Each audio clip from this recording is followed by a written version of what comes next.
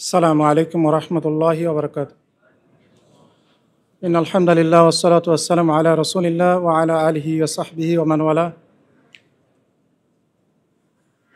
সুপ্রিয় দর্শক শ্রোতা, আপনাদেরকে স্বাগত জানাচ্ছি আমাদের এই মোবারক প্রোগ্রামে। অবশ্যই এটা আমার জীবনের যত প্রোগ্রাম ছিল সেই প্রোগ্রামগুলোর মধ্যে সবচেয়ে গুরুত্বপূর্ণ এবং চমৎকার প্রোগ্রামের একটি। কোনো সন্দেহ নাই যে এত বেশি বুজুর্গদের সামনে কখনো দাঁড়িয়ে কথা বলার সুযোগ হয়নি। এর জন্যে আসলে আপনাদের কি বলবো, মনে হচ্ছে যে আপনাদের থেকে শুনলে মনে হয় ভালো হতো। একসাথে এত বুজুর্গ আমি দেখি নাই কখনো। তো আল্লাহ সুবহানাহু ওয়া তাআলা আমাদেরকে যেটা শুনবো সেটা শোনার এবং বোঝার এবং আমল করার তৌফিক দান করেন। বন্ধুরা, আমাদের এখানে যে সাবজেক্টটা, অ্যাকচুয়ালি আমার যে সাবজেক্টটা সেটা হলো, একটু দেখে বলি, মুখস্থ নাই, রাজনৈতিকভাবে সচেতন ইসলামী সমাজ নির্মাণে কেমন হওয়া উচিত শিক্ষা ব্যবস্থা। আমি আবার বলছি, রাজনৈতিকভাবে সচেতন ইসলামী সমাজ নির্মাণে কেমন হওয়া উচিত শিক্ষা ব্যবস্থা। অত্যন্ত চমৎকার এবং গুরুত্বপূর্ণ একটি টপিকস এবং আলোচনা। আমরা হয়তো আধা ঘন্টার মতো সময় পাবো। আমি কয়েকটা বিষয় সংক্ষিপ্তভাবে একটু আলোচনা করার চেষ্টা করব, যেটা আমি বুঝি। এখানে কয়েকটা বিষয় আছে: রাজনীতি, রাষ্ট্র এবং শিক্ষা ব্যবস্থা। এবং রাষ্ট্র শুধু সেকুলার রাষ্ট্র না, এটা রাজনৈতিকভাবে সচেতন ইসলামী সমাজ। তো আমরা সবাই জানি আসলে রাজনীতি কি। রাজনীতি যদি এক কথায় বলি, রাষ্ট্র পরিচালনার নীতি। এবং রাষ্ট্রের চারটি মৌলিক উপাদান থাকে, যেটা আমরা আগেও পড়াশোনা করেছি: জনগণ, ভূখণ্ড, সরকার এবং সার্বভৌমত্ব। মূলত শিক্ষা ব্যবস্থাটাকে কোথায় প্লে করে, তার রোল প্লেটা করে কোথায়, যে আমরা এই রাষ্ট্রকে ইসলামী সমাজ বা এদিকে যদি আমরা নিয়ে যেতে চাই, তাহলে আসলে আমাদের শিক্ষাটা কোথায় রোল প্লে করে? মূলত জনগণের উপরে, সরকারের উপরে। এবং শিক্ষা হচ্ছে আসলে সার্বিক মূল্যবোধ তৈরি করার একটা বিষয়, তাই না? মানুষ কিভাবে চিন্তা করবে, কোন জিনিসটাকে কতটুকু মূল্য দিবে, এটা আসলে কে এটা ডমিনেট করে, কে এটা শেখায়? শিক্ষা। মানুষ যেটা শেখে সেটাই কিন্তু আসলে সে কর্মে পরিণত করে। মানুষের চেতনা যেটা থাকে সেভাবে সে কাজ করে। সুতরাং এই শিক্ষাটা মানুষের মূল্যবোধ গড়ে এবং মূল্যবোধ অনুযায়ী মানুষ অ্যাক্ট করে, খুব স্বাভাবিক। আমরা যদি চিন্তা করি যে ভালো করে বিরিয়ানি রান্না করব, ধরেন, তাহলে দেখবেন আপনাকে শিক্ষা লাগবে।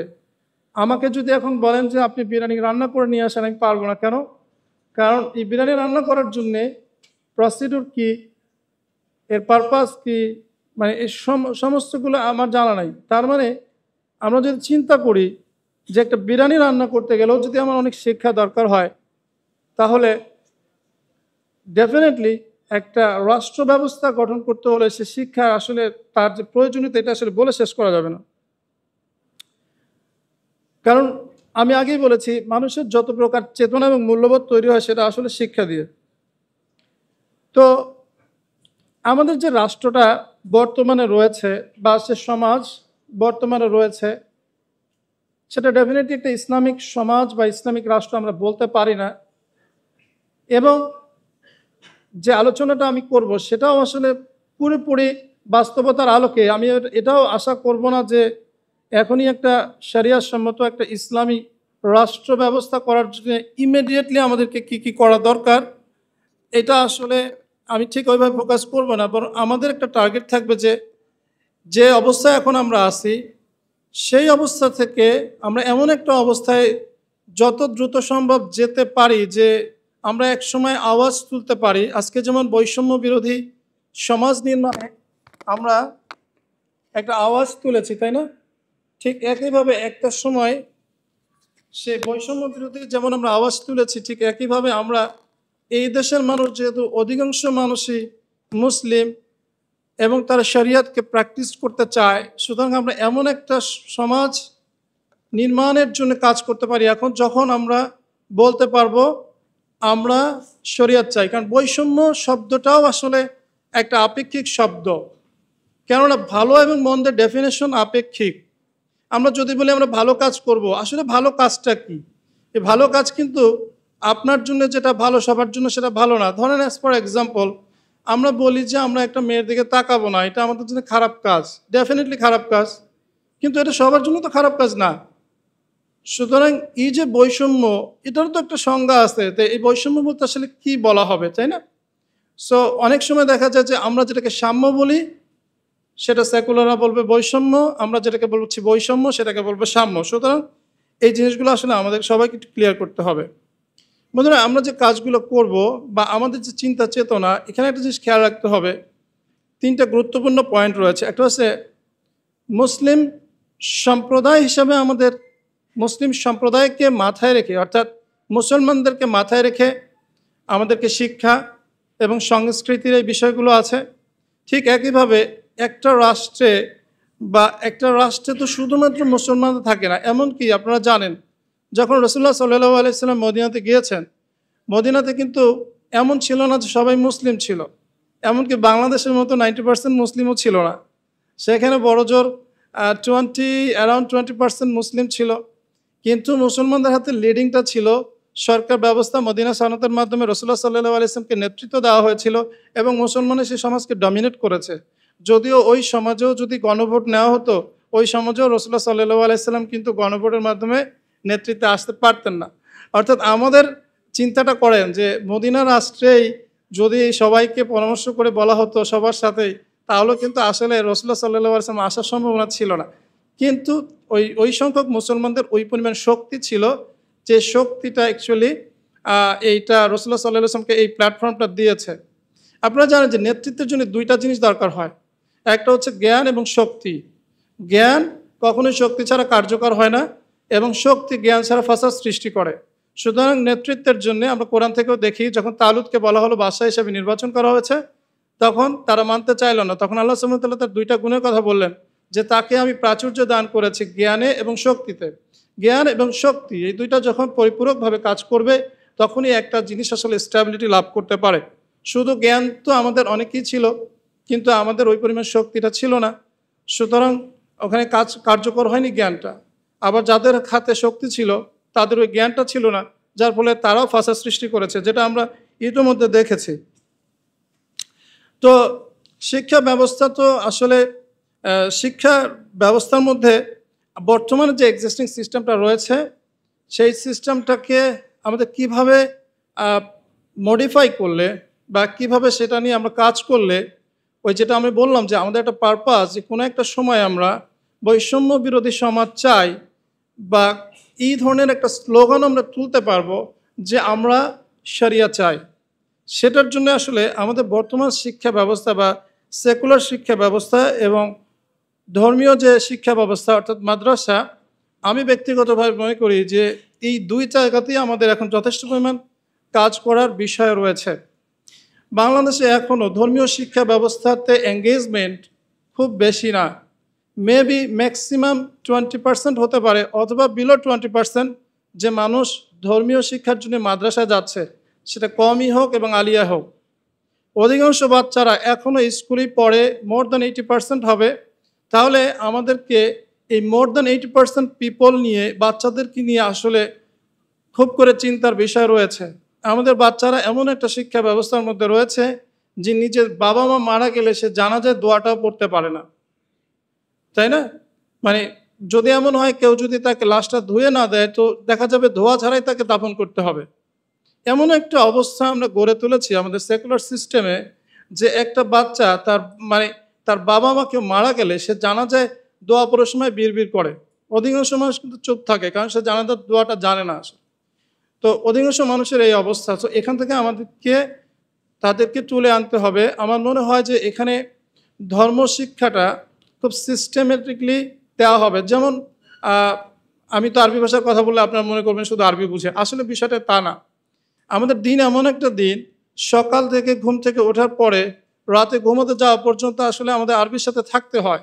আপনি চান বা না চান, আপনাকে দোয়া করতে হয়, সালাত করতে হয়, কোরআন পড়তে হয়, বিভিন্ন ধরনের লেকচার শুনতে হয়, বিভিন্ন জায়গায় ওয়াজ মাহফিল শুনতে যান। সব জায়গায় দেখা যায় আলটিমেটলি আরবি ছাড়া আপনার চলছে না। আপনি যে দোয়াটা করছেন, এই দোয়াটা কি শুধু তাসবিহ? তাহলে তো আমরা সব জায়গায় সুবহানাল্লাহ পড়তাম, সব জায়গায় আল্লাহু আকবার বলতাম, সব জায়গায় লা ইলাহা ইল্লাল্লাহ বলতাম, তাই না? দোয়া কিন্তু শুধু তাসবিহ না। দোয়ার মধ্যে হচ্ছে কামনা রয়েছে, এর মধ্যে মূল্যবোধ রয়েছে, এর মধ্যে শিক্ষা রয়েছে। তো আমাদের দেখবেন আমাদের লাইফে সবচেয়ে বেশি কিন্তু দোয়াগুলো জড়িত। দোয়া, এবং আমরা যখন সব জায়গায় এক দোয়া করি না, আল্লাহুম্মা ইফতাহ লি আবওয়াবা রাহমাতিক, এটা আমরা বাথরুমের সামনে গিয়ে বলি না, আমরা এটা খাওয়ার সময় বলি না। আমাদের প্রত্যেকটা কাজের ক্ষেত্রে আলাদা আলাদা দোয়া রয়েছে। এই দোয়াগুলো আসলে কেন? এই দোয়াগুলো হচ্ছে আমাদেরকে শিক্ষা দেয় যে তুমি কি, কোন বিষয়ে কিভাবে চিন্তা করবে। আনফরচুনেটলি আমরা এগুলো না বোঝার কারণে দোয়াগুলোর যে তাৎপর্য, এটা আসলে হাকিকিভাবে আমাদের জীবনে আসে না। সুতরাং আমাদের শিক্ষা ব্যবস্থায় ইসলাম শিক্ষা রয়েছে, কিন্তু আনফরচুনেটলি ইসলাম শিক্ষার কোথাও আমার মনে আছে যে আমাদের বইগুলোতে এখন আছে কিনা জানি না, এখন থাকারই কথা না, আরবি ভাষা ছিল না। তো এখন আরবি ভাষা এমন একটা জিনিস যে ইসলামিক নলেজ আর্ন করতে গেলে আপনারা যদি খেয়াল করেন, মাদ্রাসার প্রথম দিকের বইগুলোতে শতকরা 70% প্রায় আরবি শেখার বই। আর সেখানে আমাদের ইসলাম ধর্ম শেখাচ্ছে স্কুলে, কলেজে, কলেজে তো নাই আফান, স্কুলে, সেখানে কোনো ল্যাঙ্গুয়েজ শেখার কোনো ইস্যুই নাই। অথচ মাদ্রাসা যদি আমরা যাই তো দেখবো যে মাদ্রাসা শিক্ষা ব্যবস্থা আসলে মূলত 5টা বিষয়কে কেন্দ্র করা হয়: কোরআন, হাদিস, ফিকহ, লুগা এবং তারিখ। আমাদের শিক্ষা ব্যবস্থাতে আসলে আমরা খুব ফোকাস করি কোরআন, হাদিস এবং ফিকহ নিয়ে, কিন্তু লুগা, যেটা অ্যাকচুয়ালি এই 3টা বিষয়ের আবার একটা বুনিয়াদি প্ল্যাটফর্ম, এটা নিয়ে আমাদের মধ্যে কাজ হয় না। সো এটা আমাদের শিক্ষা ব্যবস্থায় ফোকাস করা উচিত, বিশেষ করে সেকুলার শিক্ষায় যে ধর্ম বই রয়েছে সেই ধর্ম বইতে। আরেকটা বিষয় রয়েছে কি, ভাষা এমন একটা জিনিস, সে ভাষা মানুষের কালচার তৈরি করে। যখন আমরা ভাষা শিখি তখন যেটা হয় যে আমরা আরবদের সাহাবাদের গল্প পড়ি, সেখানে আমরা বিভিন্ন আরবদের কালচার নিয়ে পড়ি। ডেফিনেটলি আরবের বইগুলোতে বাংলাদেশি কালচার থাকবে না, পয়লা বৈশাখের কালচার থাকবে না, সেখানে থাকবে কি সাহাবাদের কালচারগুলো, সেখানে থাকবে আরবদের কালচারগুলো। আর আরবদের কালচারগুলো অধিকাংশই কি ইসলামিক কালচার হয়, তাই না? সুতরাং একটা ভাষা শিক্ষা কিন্তু কেবলমাত্র আমি খাই তুমি যাও এইগুলো না, কিন্তু একটা ভাষা শিক্ষা আসে, ভাষার মধ্যে সংস্কৃতি থাকে, গল্প থাকে, কাহিনী থাকে। এই কাহিনী এবং সংস্কৃতি, এই যে এই টোটাল একটা এঙ্গেজমেন্ট থাকে এগুলোর এত বেশি যে আমাদের সংস্কৃতিটাও শিক্ষা দেয়। সুতরাং এই বিষয়টা আসলে আমাদের ফোকাস করতে হবে। সামনের যে শিক্ষা ব্যবস্থা থাকবে সে শিক্ষা, যে সেকুলার শিক্ষা ব্যবস্থাটা এমন হওয়া চাই যেখানে মানুষ ধর্মের বেসিকগুলো থাকবে। এখন আমাদের ধর্ম বই আছে, আমার মনে আছে যে আমরা যখন ক্লাসে পরীক্ষা দিতাম, ইসলাম ধর্ম বইটা আমি শুধু পরীক্ষার আগের দিন পড়তাম, এবং তাতেই দেখা যায় 90 আওয়ার্স মার্কস উঠে যেত। আপনাদের কেউ তো জানি না, এরকম ছিল। তার মানে কী সিলেবাস আমাকে দিয়ে রাখছে যে সিলেবাস একদিন পড়লেই 90 পাওয়া যায়? এমন কি হতে পারে অঙ্ক বই আপনারা পড়েছেন, পরীক্ষার আগের দিন 90 পেয়ে গেছেন? এটা কি সম্ভব? তার মানে আমাদেরকে এই যে মানে খেলা খেলা, আমি একটা কথা বলি মাঝে মাঝে, খেলা খেলা, আমাদের সব কিছু খেলা খেলা। ইসলাম আমরা শেখাচ্ছি, সেকুলার ইসলামগুলো, তো আসলে এটা খেলা খেলা, এটা কোনো তাৎপর্য নাই। এবং এইটা শিখে সে ইসলাম আসলে কতটুকু শিখে? সো আমাদের সিরিয়াসলি এখন চিন্তা করার বিষয় রয়েছে যে সেকুলার স্কুলে 80% বেশি বাচ্চারা পড়ছে, সেখানে ইসলাম শিক্ষাটাকে কম্প্রিহেন্সিভলি শেখাতে হবে। মাদ্রাসা শিক্ষা নিয়ে আমি ছেড়ে দিব না, আসবো, তবে আমি সেকুলারটা শেষ করি। তারপরে এবার আমি যদি মাদ্রাসা শিক্ষা ব্যবস্থা চিন্তা করেন, সেখানেও আমার কাছে মনে হচ্ছে কিছু কাজ করার রয়েছে। যদিও এখানে অনেকে হয়তো আমার কথা পছন্দ করবেন না। আসলে আমরা সবসময় আরেকজনের দোষকে সংশোধন করতে বেশি পছন্দ করি, ব্রাদার আমার দোষ বলা হলে তখন এই নসিহাটা আর ভালো লাগে না। এটা আমাদেরকে আসলে আমাদের বুঝতে হবে আমরা রোগী, এবং আমাদের বুঝতে হবে আমরা ত্রুটিপূর্ণ, যে কারণে আমাদের দেশে 800 বছর আগে এই বাংলায় ইসলাম এসেছে, এখন পর্যন্ত একটা পাড়া বা মহল্লা ইসলাম দিয়ে চলে না। অথচ আমরা যদি খেয়াল করি, মদিনা ইসলামিক রাষ্ট্র প্রতিষ্ঠিত হয়েছিল অলমোস্ট 150 বর্গ কিলোমিটার জায়গার উপরে। সেখান থেকে 22 বছরে রাসূলুল্লাহ সাল্লাল্লাহু আলাইহি ওয়াসাল্লাম 10 বছর, আবু বকর রাদিয়াল্লাহু আনহু 2 বছর এবং ওমর রাদিয়াল্লাহু আনহু 10 বছরে ইসলাম পারস্য থেকে উত্তর আফ্রিকা পর্যন্ত আমরা বলি যে অর্ধেক পৃথিবী শাসন করেছে। কত বছরে? 22 বছরে। সুপার পাওয়ার ছিল না? রোমানরা ছিল, পার্সিয়ান এম্পায়ার ছিল, তখনও যে সুপার পাওয়ার ছিল না বিষয়টা এমন না, তখনও ছিল। তাহলে 22 বছরে যে ইসলাম মাত্র মদিনা শহর থেকে বের হয়ে অর্ধ জাহানের, বলা হয়ে থাকে ভৌগোলিকভাবে না হলেও বলা হয়ে থাকে, অর্ধ জাহানের বাদশা ছিল ওমর রাদিয়াল্লাহু আনহু, তিনি অর্ধ জাহানের খলিফা ছিল। তাহলে আমাদের এখানে এই জনপদে 800 বছর আগে ইখতিয়ার উদ্দিন বখতিয়ার খলজি এই বাংলায় যখন প্রবেশ করে, এখন আমাদের কতটুকু জায়গা আছে? একটা মহল্লা আপনি দেখাতে পারবেন না যেখানে ইসলাম শরিয়া দ্বারা শাসিত হয়। শুধু আমাদের চিন্তা করার এখানে সুযোগ রয়েছে কিভাবে আমরা এটাকে আরেকটু মডিফাই করতে পারি। আমাদের মাদ্রাসাগুলোতেও বিশেষ করে মানে আমি যেটা বলবো যে কোরআনিক যে চেতনাটা রয়েছে এটি ইম্পর্টেন্ট। আমরা অনেক সময় শুনি যে মুক্তিযুদ্ধের চেতনা শুনি না আমরা, অথবা এইটার চেতনা ওইটার চেতনা এখন শুনি। তো আমাদের মুসলমানদের তো একটা চেতনা রয়েছে, কোরআনিক চেতনা। কিন্তু যদি আমরা দেখি যে এই 90% মুসলমানের 90%-এর মধ্যে কোরআনিক চেতনা নাই, তো আমাদের মুসলমানদের মধ্যে যদি 90%-ই কোরআনিক চেতনা না থাকে, আমরা অনেকে জানি না তাকলিবে দিন এটার আসলে মানে কি। ইসলাম শুধুমাত্র জানা এবং মানার বিষয় না, ইসলাম জানা মানা এবং কায়েম করার বিষয়। ইসলাম জানা মানা এবং কায়েম করার বিষয়, এটা তাকলিব করার বিষয়। লিইয়ুযহিরাহু আলাদ-দীনি কুল্লি, প্রত্যেক দিনের উপরে এই দিনকে বিজয় করার বিষয়। আল্লাহ সুবহানাহু ওয়া তাআলা কোরআন কেন নাজিল করেছেন? লিয়াকুমান নাসু বিল কিসত, যেন মানুষ এই কোরআনের উপরে আদল ইনসাফের প্রতিষ্ঠিত হতে পারে। কোরআন ছাড়া অন্য কোনো বিচারে আদল ইনসাফ সম্ভব নয়। একটা চোরকে যদি আপনি 10 বছর তাকে জেলে ঢুকায় রাখেন, আইসে অ্যাজ এ মুসলিম এটা জুলুম, আইসে অ্যাজ এ মুসলিম এটা জুলুম, কারণ আল্লাহ সুবহানাহু ওয়া তাআলা তাকে 10 বছর জেল করেননি। এবং যে কোনো মানুষের এই অধিকার রয়েছে, তার খালিক তাকে যে পানিশমেন্ট দিবেন, যে হুদুদ পানিশমেন্ট দিবেন, সেইটাই সে ডিজার্ভ করে। আসলে এইটাই তার উপরে ইনসাফ ছিল। সো কোরআন থেকে যদি আমরা এটাকে বিচার ফয়সালাগুলো না নিই, তাহলে আসলে কোনোভাবেই সম্ভব না আসলে আপনি একটা ইসলামিক সমাজ ব্যবস্থা আদল ইনসাফের উপরে তৈরি করবেন। বাই দ্য ওয়ে, কি বলছিলাম, আমাদের ধর্মীয় শিক্ষা মাদ্রাসা বিশেষ করে অবশ্যই যে বিষয়টার মানে কমতি আমার কাছে মনে হয়েছে, এখানে রাজনীতি জিনিসটা আসলে অনেকেই বোঝেন না। এর বড় একটা কারণ হচ্ছে তারা ইতিহাস সম্পর্কে সচেতন নন। রাদার আমরা আমাদের পূর্বপুরুষদেরকে ভালো করে জানি যতটা আমি ওমরের খিলাফত সম্পর্কে না জানি। রাদার আমরা ওসমানকে ততটুকু জানি না যতটুকু আমি আমার টিচারকে জানি। সো এই জিনিসগুলো কিন্তু আমাদেরকে আসলে স্বীকার করতে হবে, অ্যাকনলেজ করতে হবে যে আমাদের শিক্ষা ব্যবস্থায় হিস্ট্রিটা নিয়ে আসতে হবে। কারণ আপনি যদি না জানেন যে আপনার বাবা জমিদার ছিল, আপনার তো জমিদার হওয়ার শখ জাগবে না। যে বনি ইসরাইল মুসা আলাইহিস সালামকে বলেছিল যে তুমি এবং তোমার রব গিয়ে যুদ্ধ করো, সেই বনি ইসরাইল ইউশা বিন নুনের আন্ডারে আমালিকাদের বিরুদ্ধে যুদ্ধ করেছে। কেন? কারণ মুসা আলাইহিস সালামের বনি ইসরাইল শুধু শিখেছে যে ফেরাউন দ্বারা কিভাবে নিষ্পেষিত হতে হয়। আর বনি ইসরাইল যেটা ইউশা বিন নুনের আন্ডারে ছিল, তারা তো ওই তিহ ময়দানে জন্মিয়েছে, বড় হয়েছে, তারা আসলে ফেরাউনের অপারেশন দেখেনি। সো মানে ইতিহাসটাকে আপনার জানতে হবে। আমরা যদি জানতাম যে আমরা একটা সুপার পাওয়ার ছিলাম এবং কিভাবে আমরা সুপার পাওয়ার হয়েছি, কিভাবে আমরা ডমিনেট করেছি পৃথিবীকে, এই টোটাল হিস্ট্রিটা জানতে হবে। আপনাদেরকে জানতে হবে টোটাল প্রফেটদের হিস্ট্রিগুলো। আমাদের অনেকেই রয়েছে, যখন আমি বিভিন্ন প্রোগ্রাম করি এবং কোনো নবী সম্বন্ধে কিছু জিজ্ঞেস করি, উত্তর দিতে পারছে না, তাহলে আমরা কি কোরআন পড়ছি? কোরআন তো শুধু থেকে থেকে নবীদের কাহিনী। সুতরাং কোরআনিক চেতনাগুলো কেন আমাদের মধ্যে আসে না? কেন রাজনৈতিকভাবে আমরা সচেতন হই না? ইভেন অনেকে মনে করে ইসলামের রাজনীতি নাই। ইসলামের রাজনীতি নাই তো কোথায় আছে বলেন তো? একটা পরিবার পরিচালনা করে যদি নীতি থাকতে পারে, রাষ্ট্র পরিচালনার নীতি যদি ইসলাম না দেয়, তাহলে কীভাবে সেটা কমপ্লিট কোড অফ লাইফ হলো? এটা কোনোদিন সম্ভব নয়। ইসলামে অবশ্যই রাজনীতি রয়েছে, এবং রাজনীতি শুধু তাই নয়, রাজনীতি ইসলামের একটা মৌলিক বিষয়। কেননা এটা ছাড়া সমাজকে নিয়ন্ত্রণ করা যায় না, এটা ছাড়া সামাজিকভাবে ইসলামকে এস্টাবলিশ করা কোনো সুযোগ নাই। কি আমাদের করতে হবে, কি সতর্কতা আমাদের নিতে হবে, কিভাবে সমাজটাকে গড়তে হবে, ইতিহাস কেন, কোরআনে কেন আল্লাহ সুবহানাহু ওয়া তাআলা থেকে থেকে এত ইতিহাস বর্ণনা করেছেন। আপনারা যদি খেয়াল করেন, ইতিহাস নিয়ে কোরআনে প্রায় 30 to 40% জায়গা কভার করেছে। হাল আতাকা হাদিস মূসা, তোমার কাছে কি মূসার ইতিহাস এসছে?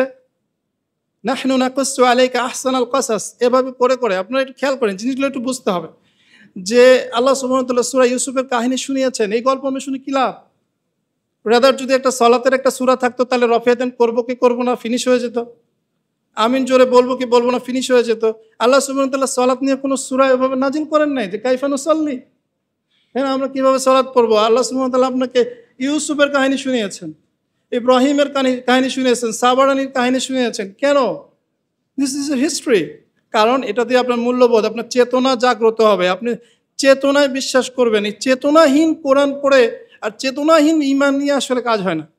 এই জন্যে আমাদের মধ্যে যে চেতনাটা, পৌরাণিক চেতনা আসলে নাই।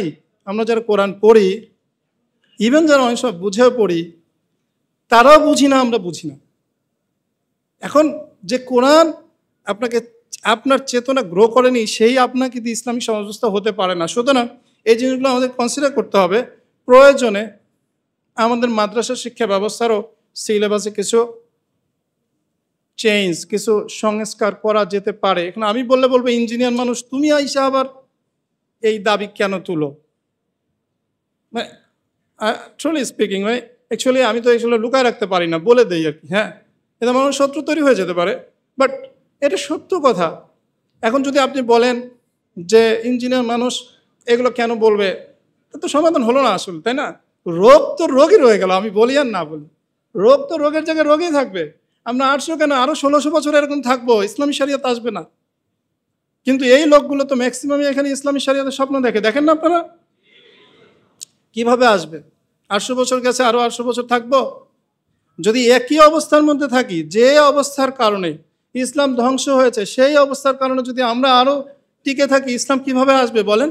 এটা সম্ভব না। ওমর রাদিয়াল্লাহু আনহু কথা বলেছিলেন যে, এই হাদিস বলবো না, তাহলে আরো চেতে যাবে ইনশাল্লাহ আরেকদিন। হ্যাঁ, মানে ওমর রাদিয়াল্লাহু একটা কথা ছিল যে, ইয়াহদিবুহু সালাসা, জাল্লাতুল আলেম ওয়া জিদালুল মুনাফিক বিল কুরআন ওয়া হুকম আইম্মাতুল মুদিল্লিন। তাই না? ইসলামকে ধ্বংস করেছে তিনটা বিষয়, আচ্ছা, আলেমের পদস্খলন, এবং মুনাফিকদের কোরআন নিয়ে বিতর্ক, এবং পথভ্রষ্ট শাসকের শাসন। এই তিনটার উপরে থেকে আবার ইসলাম বিজয়ী হবে, এটা মনে করার কোনো কারণ নাই। সুতরাং বন্ধুরা, আমাদের আসলেই অনেক চিন্তা করতে হবে, বিশেষ করে আমরা যারা সেকুলার আছি এবং যারা ইসলামিক লাইনে পড়াশোনা করছি। এই সমস্ত শিক্ষা ব্যবস্থা বাংলাদেশে এটা সংস্কার প্রয়োজন আমাদেরকে। এমন না যে আমরা যে দুনিয়া জানি দুনিয়াই জানবো, সে আসলে ইসলামের বেসিক কিছু জানবো না। আবার যারা ইসলাম জানি শুধু ইসলামই জানবো, তারা দুনিয়ার কিছু জানবো না। এটাতে একটা মেরুকরণ হয়, পরস্পরের মধ্যে কোনো সংস্পর্শে আসে না। দুইটা জাতি তৈরি হয়ে গেছে, বলে আওয়াম, জেনারেল। কি বলে?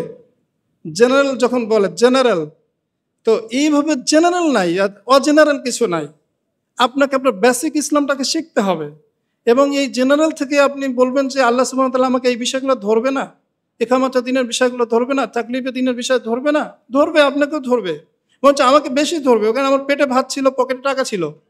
সো আমাকে যে পরিমাণ বেশি দোষারোপ করা হবে, যার পেটে ভাত নাই, যার পকেটে টাকা নাই, তাকে অত বেশি ধরা হবে না। সে আমি জেনারেল হই আর আনজেনারেল হই, নাকি নন জেনারেল হই। বুঝতে পেরেছেন কথাটা? সো আল্লাহ আমাদেরকে যারা আল্লাহ যে নিয়ামত আমাদেরকে দিয়েছেন, এইটাই দাবি করে যে আমরা উইল ফাইট ফর শরিয়া। তো কিভাবে আপনি শরিয়া করবেন, কিভাবে দিন করবেন? আমরা তো নিজেরাই দিন জানি না। তো দিনকে জানতে হবে, বুঝতে হবে। আদারওয়াইজ আমাদের শিক্ষা ব্যবস্থা যদি সঠিক দিন আমরা না শেখাতে পারি, তাহলে কি দিন কায়েম করব? এমন একটা জিনিস কায়েম করবো যেটা আসলেই আসমানি দিন না, যেটা আল্লাহ সুবহানাহু ওয়া তাআলা নাজিল করেননি, যেটা রাসূল সাল্লাল্লাহু আলাইহি ওয়াসাল্লাম আমাদের শেখাননি।